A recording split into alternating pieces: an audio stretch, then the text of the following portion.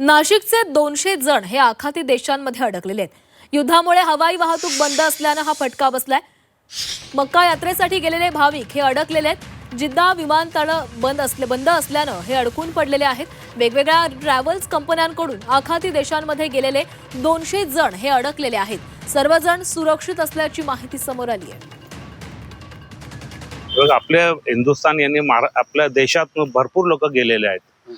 जे नाशिक जिल्ह्यामधून कमीत कमी 250 ते 200 लोक आपले हज आपल्या उमरासाठी रमजानचे ते गेलेले आहेत। आता तिथे परिस्थिती व्यवस्थित आहे, लोक सुरक्षित आहे। तिथे त्या हॉटेलमध्ये ते जे उपासाठी जे करतात ते नमाज वगैरे ते नेहमी जे करतात ते आपल्या नेहमीप्रमाणे ते करत आहे।